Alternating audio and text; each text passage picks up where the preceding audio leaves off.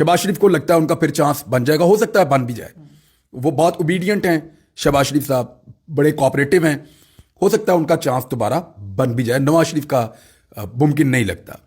लेकिन देखें, अगर इसी तरह मियां साहब ने इक़्तिदार में आना है ना अगर इसी तरह मियां साहब ने इक़्तिदार में आना है ना, तो 3 दफा वजीर आजम बनने पे कुछ 3 लफ्ज ही भेज दे बंदा, और क्या करे। यानी 3 दफा का वजीर आजम जिस तरीके से इक़्तिदार में आ रहा है, यानी वो तरीका अगर पाकिस्तान में किसी ने उस तरीके को सबसे अच्छे तरीके से डिफाइन किया है ना, तो वो मरियम नवाज ने किया है। वो तरीका हमें भी आता है, उसमें सिर्फ जूते पॉलिश करने पड़ते हैं। इस किस्म की बातें मरियम ने की थी, वो आप क्लिप सुनवा दीजिएगा, आप बेशक यहीं पे काट के बेशक सुनवा दीजिएगा।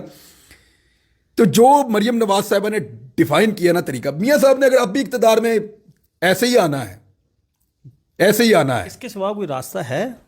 देखें, ये एक ऐसे आदमी की सियासत का अच्छा अंजाम नहीं है जो 3 दफ़ा वज़ीर आज़म रह चुका है। अब ये इनकी आखिरी बारियां हैं, चाहे चौधरी निसार हो, शेख रशीद हो, नवाज शरीफ हो, बहुत 40-40, 50-50 साल से ये लोग सियासत कर रहे हैं। जरदारी साहब हैं, सब बुजुर्ग लोग हैं, ये रिटायरमेंट के करीब पहुंच गए हैं। अल्लाह इनको बहुत जिंदगियां दे, 200 साल दे, 200 साल दे, लेकिन ये अब सियासत में रिटायरमेंट अपनी नस्लें इन्होंने तैयार कर ली हैं। तो ये कोई सियासत का अच्छा इंजाम नहीं है ये जो मियां साहब ने मुंतखब किया अपने लिए। तो मियां साहब की सियासत का तो बहुत बुरा हाल। मुझे तो यानी मियां साहब पे मैंने ये विजुअल्स देखे, मुझे तरस भी आ रहा था कि अच्छे खासे लीडर की क्या हालत हो गई बेचारे। अच्छा, अब हम थोड़ा सा लाहौर की सियासत के ऊपर बात करते हैं। पीटीआई की हम उसके ऊपर लास्ट में बात करेंगे। एक तो पीपल्स पार्टी जो है वो लाहौर में आई है और NA 127 से बिलावल भुट्टो लड़ रहे हैं। आप क्या समझते हैं कि लाहौर से बिलावल भुट्टो नशिस्त निकालने में कामयाब हो जाएंगे?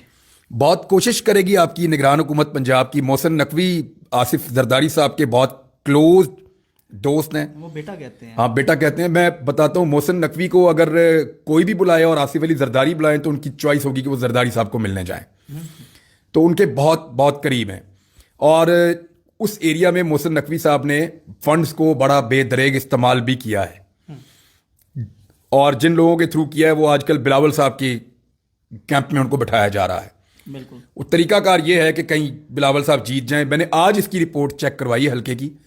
कुछ क्रिश्चियन कम्युनिटी के वोट बिलावल उनको एंगेज करने में कामयाब हुए हैं, कुछ छोटी बस्तियों के वोट खरीदने में ये कामयाब हो जाएंगे क्योंकि यहाँ खरीदो फरोख्त भी होती है। लेकिन बात फिर वही 70% जर्नल वोट्स की आ जाती है, वो इस तरफ नहीं गिर रहा।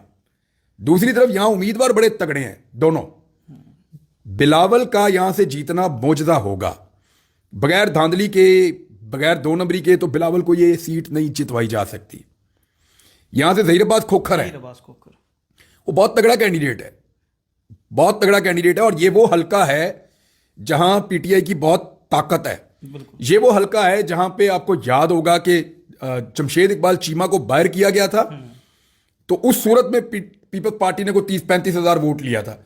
वही 30-35 हजार वोट सोचकर बिलावल साहब को इस हल्के में उतार दिया इन्होंने। वो 35 हजार तब था जब पीटीआई बीच में गायब थी। उसकी तो वीडियोस